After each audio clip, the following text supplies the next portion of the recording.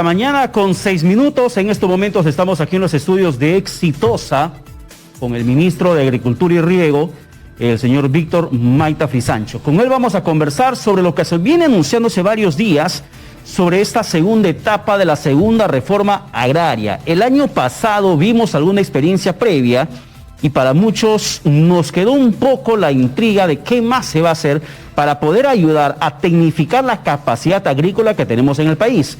Siempre hablamos de una soberanía alimentaria que necesitamos urgentemente para que los agricultores tengan la capacidad de enfrentar, por ejemplo, situaciones como la pandemia, porque lamentablemente los precios más bajos muchas veces lo encontramos de productos importados y siempre también se cuestiona y se denuncia el abandono que sufre el campesino dentro de nuestro país. Ministro Víctor Maita, ¿qué tal? Buenos días, bienvenido a Exitosa. Sí, muchas gracias. Le agradezco por el espacio y a través de este medio de comunicación saludar a todos nuestros agricultores, a los hombres y mujeres del campo.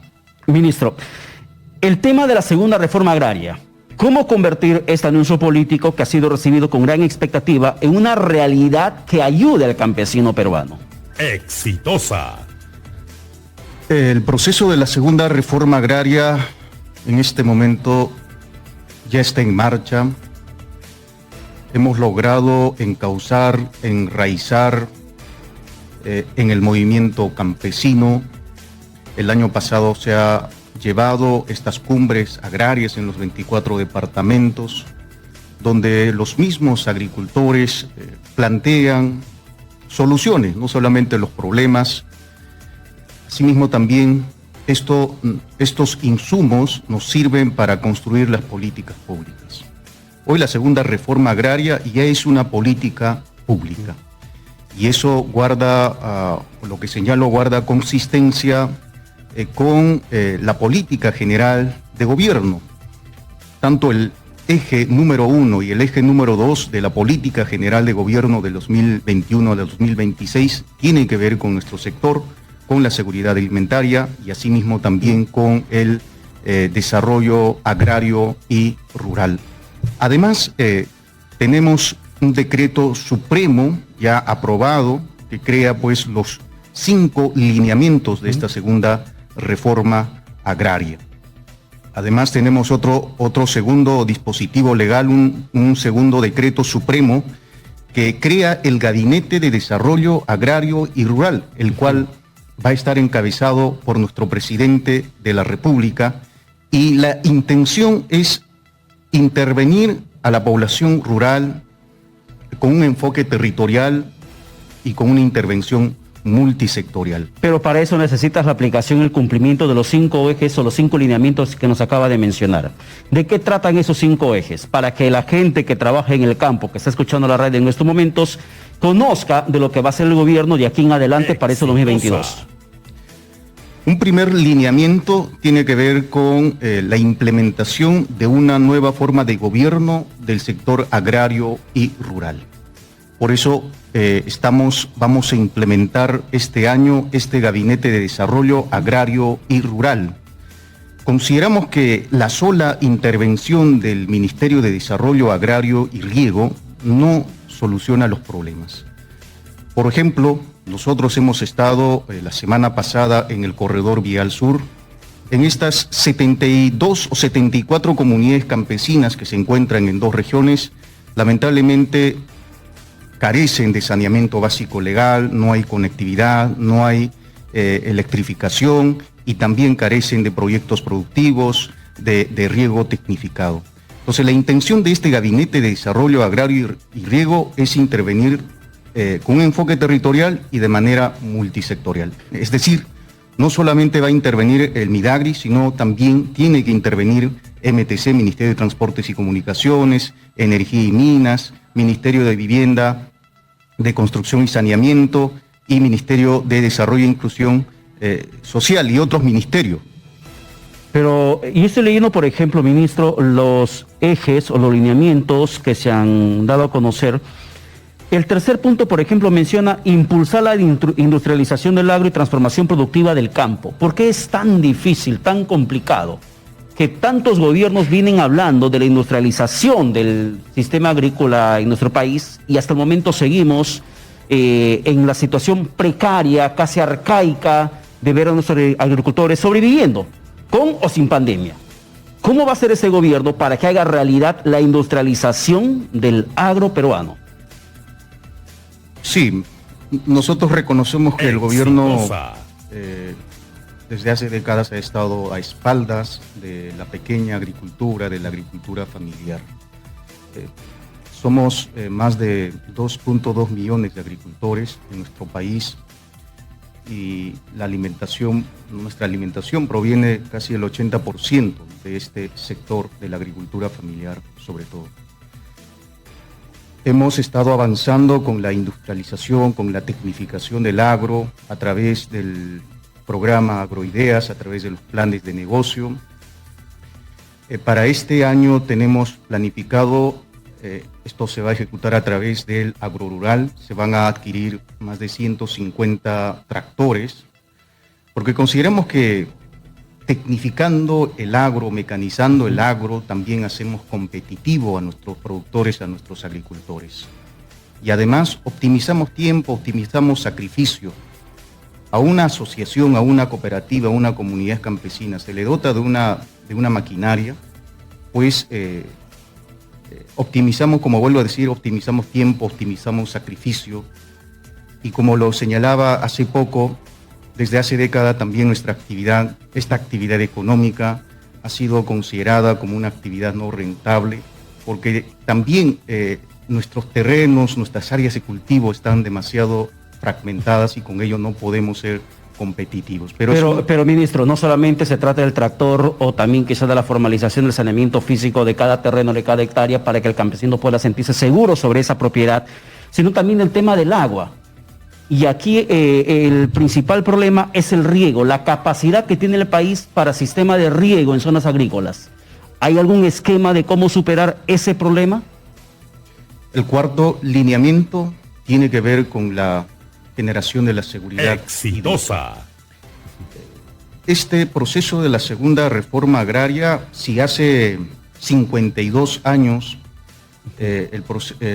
la primera reforma agraria consistía en devolverle la tierra al campesino, de entregarle la tierra al campesino, esta segunda reforma agraria consiste de generar la seguridad hídrica, de dotarle de riego tecnificado a nuestros agricultores, a nuestros productores. Por eso, casi la mitad de nuestro presupuesto, del presupuesto que tiene el Ministerio de Desarrollo y Riego, va a estar destinado para garantizar la seguridad hídrica. Es importante intervenir las cabeceras de cuenca. Vamos a seguir trabajando con la cosecha y siembra de agua. El año pasado se ha construido más de 390 cochas. Para este año tenemos pronosticado construir más de 500 cochas. Vamos a seguir construyendo presas, represas, canales de riego, sistema de riego tecnificado, y en ello venimos trabajando. Para ello tenemos un programa nacional de recarga hídrica, un presupuesto de más de 300 millones de soles. Tenemos un programa nacional también de riego tecnificado con más de 400 millones de soles. La semana pasada, o hace 2-3 semanas atrás, hemos estado en el departamento de San Martín, y allí, y hay que reconocerlo también a nuestros gobernadores regionales, que han venido avanzando con la tecnificación del agro. Y en una hectárea de cultivo de café, de cacao, con solamente implementarle un sistema de riego presurizado, es decir, aplicarle un riego, valga redundancia, fertirriego, al mismo tiempo el riego y los fertilizantes, han incrementado, han doblegado, hasta han triplicado su cosecha. Entonces, ¿cómo le cambiamos al productor? Y es más, pueden sacar hasta 2 campañas, ¿no? Al año. Pueden triplicar inclusive su producción. Entonces podemos cambiar a nuestros agricultores y de esta manera también mejorar los ingresos económicos y mejorar también sus condiciones de vida de nuestros agricultores. El tema de la priorización del agro como punta de lanza del gobierno del presidente Pedro Castillo, ¿implicaría tácitamente la renuncia a determinados proyectos mineros para fortalecer el tema agrario? Me refiero, por ejemplo, específicamente, poniendo un caso puntual del Valle de Tambo para el proyecto minero Tía María, que ha sido en conflicto constante social señalándoseles a los agricultores que si se reactiva o se inicia Tía María, podría afectar la riqueza de la tierra como también del agua que necesitan esos campesinos para que puedan seguir trabajando. La segunda reforma agraria contempla renunciar a proyectos mineros para priorizar el tema de los campesinos. Mira, nosotros somos un gobierno y existen los ministerios. Yo represento al Ministerio de Desarrollo Agrario y Riego, que mi función principalmente es trabajar en los proyectos productivos, garantizar la seguridad alimentaria de nuestro país, pero también existe un Ministerio de Economía, Ministerio de Energía. Al respecto de Tía María, nuestro presidente ha sido claro: si no hay rentabilidad social, simplemente no va.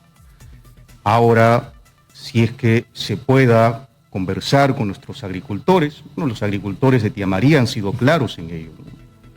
Entonces,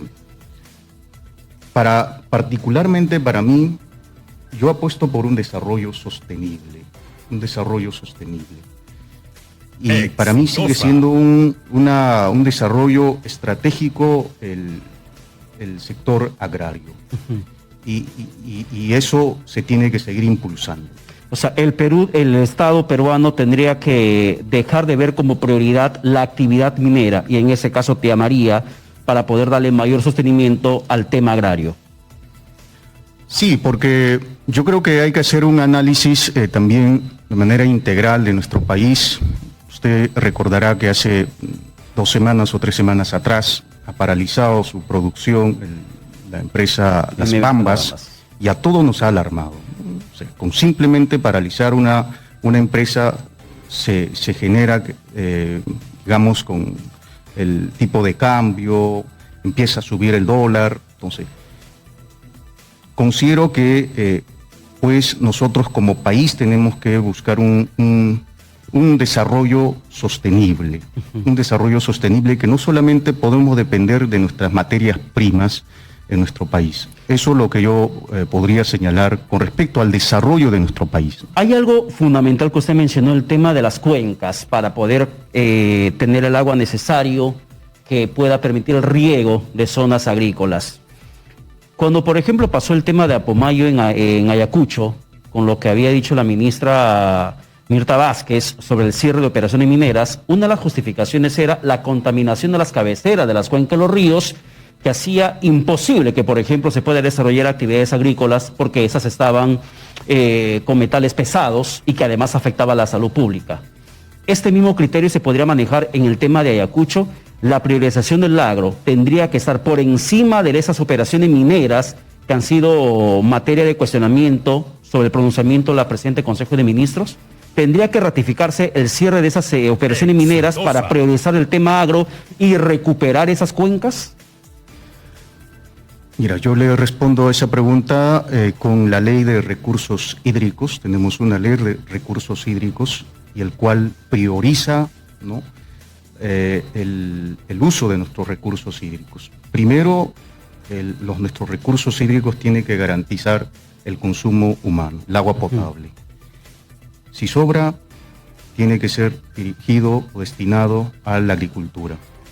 Y sucesivamente puede ser para minería o para otras actividades. Lo que nosotros tenemos que, como gobierno y como sector, primero tenemos que garantizar el consumo humano, y para la agricultura y finalmente para otras actividades, ¿no? Eso creo que se pretendió también señalar en Ayacucho o en Ancash, ¿no? Ahora, ministro, volvamos a lo que corresponde directamente al tema de la urea y los fertilizantes. Se anunció inicialmente un subsidio de 350 soles para aquellos campesinos que tienen hasta 2 hectáreas y aquellos que tienen más hectáreas, hasta 10 hectáreas de cultivo, incluso podría pasar de los 1.000 soles el subsidio económico. ¿Esto han estudiado si realmente va a ayudar a contener este problema que ha causado el incremento del precio de los fertilizantes, de la urea sobre todo? Sí, tenemos 2 medidas, 2 decretos de urgencia, un decreto de urgencia 108 y 106 y 108. El decreto de urgencia 108 básicamente consiste en un apoyo, en un bono productivo, un bono directo, un apoyo directo a nuestros agricultores, que va a beneficiar a más de 67.000 agricultores por un monto de 23 millones de soles. El subsidio o el apoyo directo es de 350 soles. Está dirigido para aquellos agricultores que tienen menos de 2 hectáreas. Y tenemos otra medida, una subvención económica para aquellos agricultores que tienen de 2 a 10 hectáreas, ¿no? De 2 a 10 hectáreas, y esto va a ser en función a la cantidad de áreas de cultivo y a la cantidad de los fertilizantes que se va a adquirir. Esto es por un monto total de cerca de 250 millones de soles. Y el apoyo oscila entre 350 soles a 1.300 soles. Sin embargo, Conveagro pedía que, por ejemplo, el tema de la urea, o el fertilizante, sea parte de un subsidio general del Estado, que pase un fondo de estabilización de los precios para que de esta manera se pueda garantizar que el campesino acceda a un fertilizante a un precio más razonable y no disparado como se encuentra en el mercado internacional. ¿Se está evaluando esa posibilidad, subsidiar directamente la urea o en todo caso incorporarlo a un fondo de estabilización de precios? Sí, efectivamente nosotros hemos tenido la intención y el compromiso también del gobierno, del Midagri y del MEF, de incorporar los fertilizantes en el Fondo de Estabilización de Precios de los Combustibles. Para ello era necesario reunirse con los 4 importadores que tenemos en el país, también reunirse con la Sociedad Nacional de Industria. Nosotros tenemos los recursos se tienen los recursos para incorporar la urea en el fondo, donde nos señalaron los importadores y la Sociedad Nacional de Industria que no había forma de garantizar, ¿no?, de que disminuya los precios de los fertilizantes. En la última tienda, ¿no?, el señor que distribuye, o en estas tiendas distribuidoras o casas distribuidoras, no había forma de que ellos nos puedan garantizar. Y pueden tener razón, porque eso ocurrió también con el diésel, con el combustible, que también se ha incorporado en el Fondo de Estabilización. Por eso se ha descartado esta posibilidad. Hoy tenemos ya consensuado en el Ministerio de Desarrollo Agrario y Riego, ¿no?, para una tercera medida que va a permitir disminuir el precio de los fertilizantes. Actualmente el precio de los fertilizantes oscila entre 220, 210, esperemos que pueda bajar a 100 soles, a 120 soles. ¿Y esta medida exactamente de qué trataría y cuándo se la conocería? Bueno,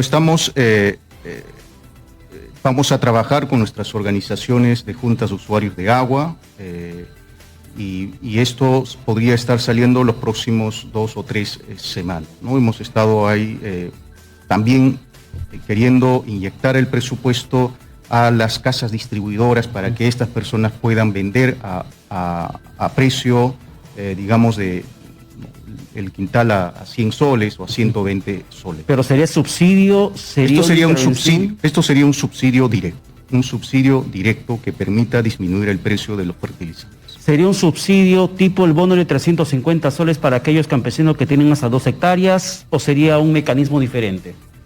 La intención es que el precio el precio normal de los fertilizantes ha estado entre 80, 60. Queremos que el agricultor pueda comprar a 100 soles y el resto nosotros podemos, como Estado, subsidiarlo. ¿Han estudiado la fórmula? Porque es importante que la gente, por ejemplo, vaya conociendo. Hay algunas fórmulas que han funcionado, por ejemplo, en el tema de la selva, en la región Loreto, con la devolución del IGB, con el tema de algunas supresiones tributarias, donde el empresariado compraba y el gobierno les devolvía el impuesto general a las ventas para que de esta forma pueda abaratar los costos de los productos que terminaba distribuyendo. ¿Es una fórmula similar? Sí. Estamos buscando un mecanismo que sea efectivo. Hemos roto la cabeza cómo podemos nosotros lograr que esto sea efectivo. Nos hemos reunido con todas las cadenas productivas, con todos los importadores, con las tiendas, con las casas distribuidoras, y en verdad siempre corre riesgo de que esto no podría funcionar. Entonces, esta última medida que estamos consensuando sí permite disminuir el precio y que el agricultor también sienta que el precio a nivel nacional ha disminuido. Sin embargo, uno se pregunta, ministro Víctor Maita, ¿por qué tanto dependemos de lo que en el mercado internacional nos ofrecen? Si tenemos riqueza también para hacer nuestros propios fertilizantes, como el tema del fosfato de Bayobar. Y usted anunció algo de eso el año que pasó. ¿En qué etapa se encuentra esa iniciativa de que el gobierno peruano puede implementar nuestra propia planta de fosfato teniendo los recursos, la materia prima? Sí, en efecto tenemos los yacimientos de los fosfatos de Bayobar, Sechura, en Piura. Y esto también hemos estado compartiendo con las mismas autoridades locales de dicha región. Hemos compartido también en el Consejo de Ministros y a partir de ello anunciamos que nuestro país sí podría tener su propia planta procesadora de fertilizantes. Y hasta el momento nosotros como sector hemos logrado conseguir los recursos para el estudio de la viabilidad económica.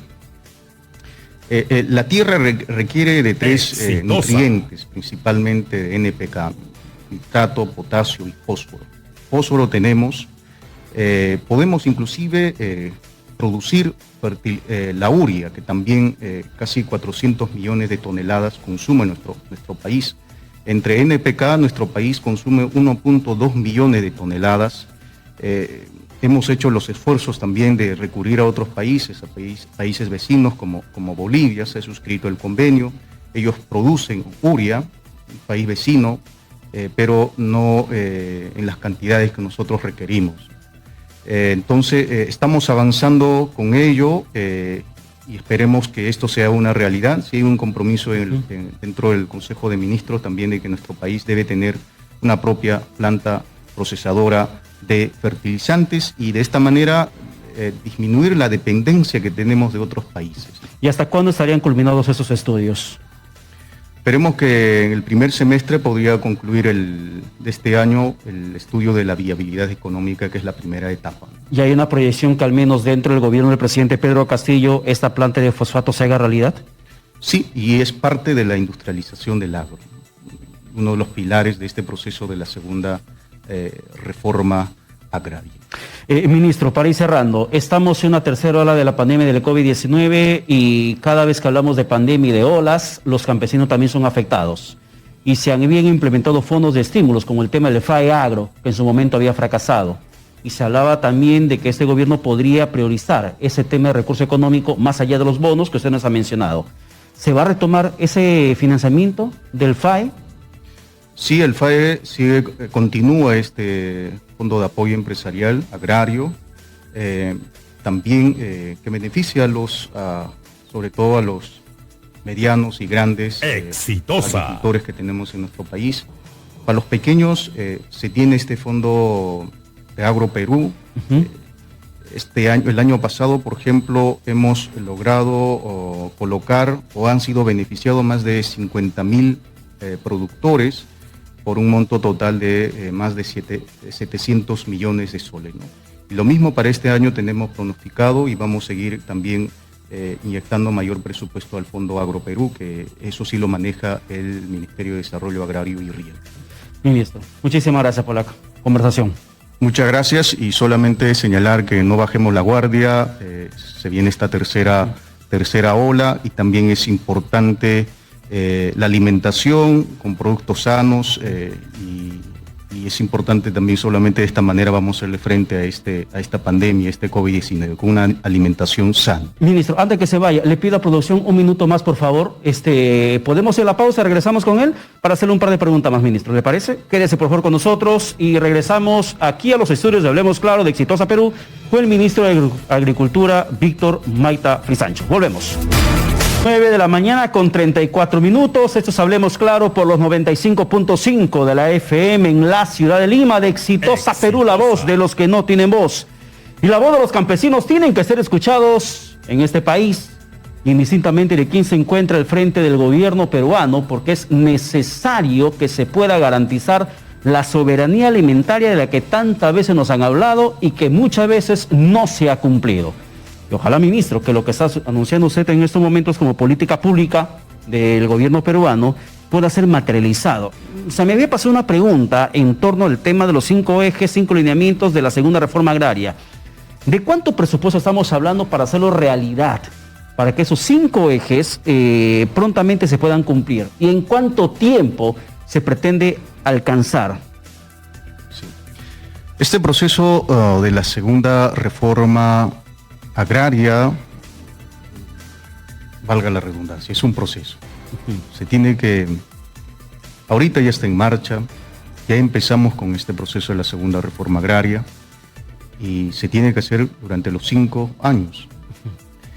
Y es importante considerarlo el presupuesto para hacer realidad este proceso de la segunda reforma agraria. Consideramos que un promedio de 1.000 millones, ¿no?, al menos para 2 o 3 años. 1.000 millones. 1.000 millones. Pero hay... adicionales a nuestro presupuesto que tenemos. Ya, a ver. Porque es importante, el presupuesto que tiene el Ministerio de Desarrollo Agrario y Riego, sobre todo, pues, se invierte en la infraestructura de riego, en reservorios, en microreservorios, pero sobre todo en presas, represas, Exitosa. que sí requieren, pues, un presupuesto expectante. Se va a tener que derivar presupuesto a los gobiernos regionales para que te vengan inversión en ese sentido de las presas, las represas. Sí, es importante que nuestro gobierno, los tres niveles de gobierno también prioricen el desarrollo rural, el desarrollo productivo, priorizar el sector agrario y riego. Y para ello tenemos la política general de gobierno que se aplica para los 3 niveles de gobierno. Tenemos este gabinete de desarrollo agrario y rural, que se pueda también conseguir recursos a través del endeudamiento externo. Eso vamos también conversando con el ministro de Economía y Finanzas, y tenemos programas nacionales que son presupuestos importantes, el Programa Nacional de Recarga Hídrica, que es más de 300 millones de soles, este Programa Nacional de Riego Tecnificado también, que es por encima de 400 millones de soles. Bueno, la verdad que como peruanos podemos, indistintamente las discrepancias que podríamos tener con el gobierno del presidente Pedro Castillo, nunca podemos olvidarnos de la gente que más necesita y que menos ha sido atendida a lo largo de toda esta parte de la historia peruana, que son los campesinos. Y que en cierto modo atenderlos, tecnificarlos, darles mejores opciones para que se desarrollen dentro del agro, es importante poder apoyar. Y esperamos que esa plata sea adecuadamente invertida. Pero, ministro, dejemos de lado un poco lo que corresponde a su gestión y vayamos al ámbito político, porque también es político usted. La investigación sobre el presidente Pedro Castillo, esta investigación que además el defensor del pueblo ha pedido reexaminar la decisión de la fiscal de la Nación de postergar el inicio de la indagación preliminar para el 2026. ¿Qué le parece? ¿Cuál es su opinión sobre la postura que tiene el defensor del pueblo, Walter Gutiérrez, frente a la investigación suspendida del presidente Pedro Castillo? Bueno, los hombres que administran la justicia en nuestro país, seguramente todas sus declaraciones obedecen a la ley, obedecen a las normativas que tenemos en nuestro país, ¿no? Entonces, en ese marco, seguramente él, en este caso, el que está encargado de la investigación, ha señalado, ¿no? No creo que está fuera de la norma, fuera de la ley. Ya, entiendo que su respuesta es bastante diplomática sobre el defensor, pero yo le pregunto como político que también es usted. ¿Cree que el defensor Walter Gutiérrez, defensor del pueblo, que es el cargo que ostenta, está cumpliendo un rol frente a la lucha contra la corrupción o está actuando como un operador político? Bueno, el defensor del pueblo, está pues la Defensoría del Pueblo, es un organismo constitucional mente autónomo, está consagrado en nuestra Carta Magna y tiene que cumplirlo su rol, ¿no? Como tal, considero que lo que está realizando es parte de su función, ¿no? Es parte de su función, es lo que podríamos señalar, ¿no? Y en la posición que tiene usted como integrante del Ejecutivo, ¿qué le parece la permanencia del Procurador General del Estado, que en estos momentos se encuentra bajo evaluación, según lo que dijo el día de ayer el ministro de Justicia, Aníbal Torres? Bueno, el Procurador del Estado es el que defiende a este Estado y también tiene la autonomía, tiene su función, que está establecido en nuestra Constitución política, y eso es lo que vienen haciendo, ¿no? Pero ministro, políticamente sería prudente, o es prudente, cree usted, que en estos momentos en el que el Procurador General del Estado, Daniel Soria, haya denunciado al presidente de la República y que orgánicamente sea el presidente de la República el que designa al Procurador General del Estado, fíjese usted esa triangulación, y que en este momento se evalúe su remoción? ¿Cree que es lo más adecuado para transparentar las investigaciones sobre el presidente Pedro Castillo, que se esté hablando de la evaluación, de la continuidad de Daniel Soria como Procurador General del Estado? Mira, a ver, yo quiero trasladarlo a lo que esta pregunta que usted me hace. Nosotros la semana pasada hemos estado en el corredor vial sur y nuestros dirigentes señalaban, bueno, la Procuraduría, el Procurador del Estado nos han denunciado por simplemente defender nuestros derechos, por denunciar la contaminación ambiental generada, ¿no? Y pues ellos nos solicitaban de archivar estos procesos, estas denuncias que le habían iniciado la Procuraduría.